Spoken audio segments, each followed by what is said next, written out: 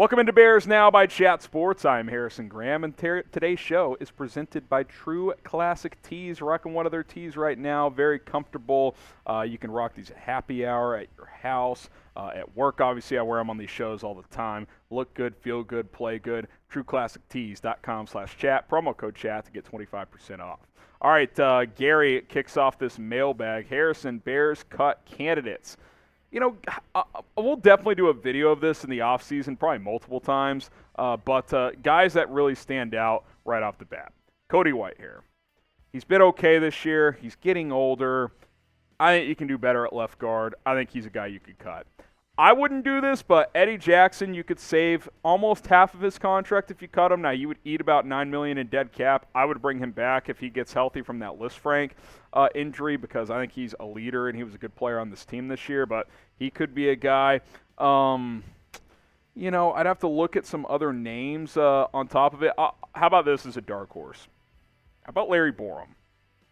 Started the year as a starter, was inactive last week. I don't know. I think that's a name to keep an eye on. Big offseason coming up for Larry Borom.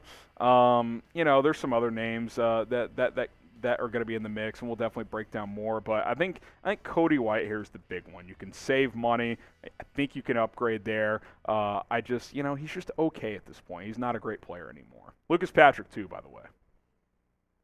Peyton McIntosh, are the Bears tanking on purpose? It's a hard question to answer because the players on the field want to win. The coaches want to win. Now, do they understand that losing there is a benefit? Does the franchise understand that? I think it probably does, especially at this point, right? You're 3-10 now. There's no Packers games left. I do think the Bears went all in on that game to try to beat the Packers and just couldn't seal the deal. But, you know, I think at this point it's probably best to lose the rest of your game. So I know that's not a direct way of answering it, but I've always said coaches and players don't tank. They want to win. But I will also acknowledge that losing at this point is probably what's best for the Chicago Bears this year. Relentless Mikey, Bears need to sign another big body wide receiver. Do they, you're asking? Perhaps. I mean, Claypool's going to be back next year. I would sign N'Keal Harry to come be your, like, fourth or fifth receiver. He's flashed to me this year. Now, I don't know if he got in the doghouse or whatever because he was inactive for a few weeks, but seems like when they throw to him, he makes plays. I don't know why he's not playing more. I would play him more down the stretch to see what he can do. He's a good blocker. You know, St. Brown might be back. I'm not the biggest fan of his, but, you know, I would pick one of those two guys to come back. And then, you know, maybe you get another big body receiver, maybe a Quentin Johnston in the draft. He's a big guy at 6'4", 215, but I think, you know, Claypool's a big guy already, so you're going to have at least one.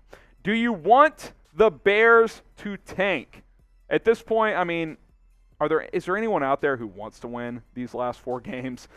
You're eliminated from the playoffs. There's no Packers games left. I want Justin Fields to ball out and lose by 1 point every game.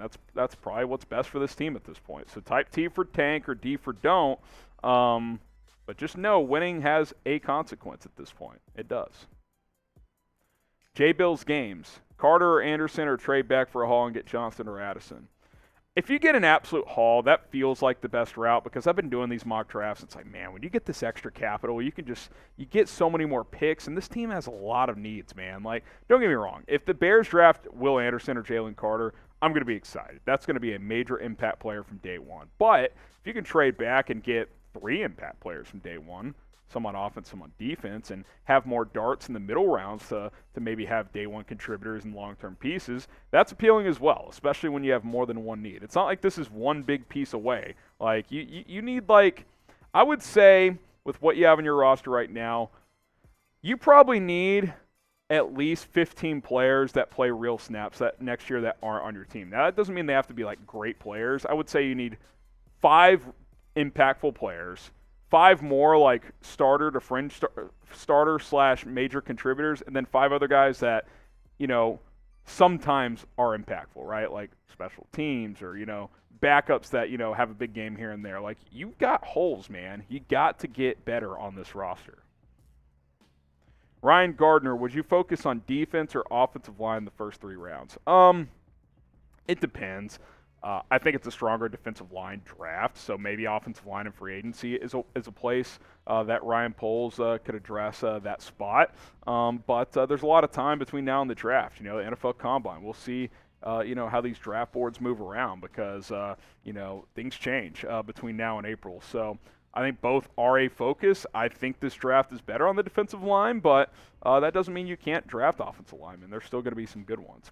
True Classic True Classic Tees is always a good option. I can promise you that. I'm wearing one today, and big fan of True Classic Tees this holiday season. 25% off with promo code chat when you go to trueclassictees.com/chat. Good gift for yourself, good gift for someone else, and gift or not, just if you need some new t-shirts, want to look fresh and in a simple manner, True Classic Tee is the way to go. Best fitting shirts for males of all sizes, short, tall, skinny, bigger guy like me. You're going to be feeling good. You're going to be looking good when you rock True Classic Tees. So go to trueclassictees.com/chat. Use our promo code chat to get 25% off at checkout. Tim Griffin, how many of the current receivers do you see coming back, and is there any wide receiver out there better than what we got? Let's go to the depth chart real quick, Jack, at wide receiver and take a look at who I think will and could be back. The ones that will obviously be back, and Darnell Mooney's not on this list because he's on IR out for the year, but Darnell Mooney, Chase Claypool will 100% be on this roster. Velus Jones will be on this roster too. And I think one of the other four guys will be. Maybe two, but probably just one. Maybe two for the 90-man roster, and then one gets cut. Like, I could see Pettis re-signing, but then not making the team, something like that. N'Keal Harry or St. Brown. I think one of those guys will be back as like a bigger wide receiver body guy because they like receivers who can block. I don't think Pringle's back. Pettis maybe is in camp, but I think Velus, Chase Claypool, and Mooney are the only guys who are for sure back next year. None not. Should we find our wide receiver one in the draft or use the cap space to find the best receiver in free agency? It's not a great receiver class in free agency, which is why Poles traded for Claypool, and I know it's been a bit of a slow start, but I think we've been seeing some positive signs the last couple of weeks. So I'm still optimistic about that. I like Juju Smith-Schuster. He's having a nice year with Kansas City. Mecole Hardman's an intriguing player as well with the Chiefs. He's a free agent. There's other guys, but it's just not a strong group. You're not going to find a wide receiver one in free agency. Juju's the closest to that, and he's good. He's kind of like an Allen Robinson number one before Robinson fell off a cliff the last year and a half. But low tier one is kind of what Juju is. But I'd be open to signing him. He's a good player. Subscribe to Bears Now and click the notification bell and select all because that's the way you know when we publish videos and when we go live. Join the Nota Gang here at the channel and help us grow. We're trying to, keep this thing going here, not going anywhere anytime soon. So hit the subscribe button. Jalen G, we got time for a couple more here. How would you feel about going completely defense in the draft? There's solid offensive options in free agency, and we have a bad history with offensive draft busts. Well, I just mentioned that the receiver class free agency actually isn't that strong, but there's a player or two I like. I don't think the draft will be slanted one way or the other. I think this will be follow the big board, get Fields a couple pieces, revamp the defense some, because they got holes on bad sides. And you can't look at the history of the Bears as, historically the Bears don't draft well on offense. Well, it's a new GM now. You just gotta hope that it's gonna be different. You can't, Ryan Poles is not Ryan Pace, and Ryan Pace is not a GM from 30 years ago. So it's a different time. Cornelius Pryor, losing the last four would be a lot of losing. It would be, man. They've already lost 6 in a row. What's 4 more? I mean, that's kind of where I'm at. You're out of the playoffs. Let me tell you this. Would you rather win one of your last 4 games and have the 6th draft pick or lose out and have the 2nd or 3rd? You tell me. I don't know if one win over Detroit or Minnesota is worth losing 3 or 4 draft slots. I just don't. J Bills Gaming says, I'd trade St. Brown for a Portillo's beef.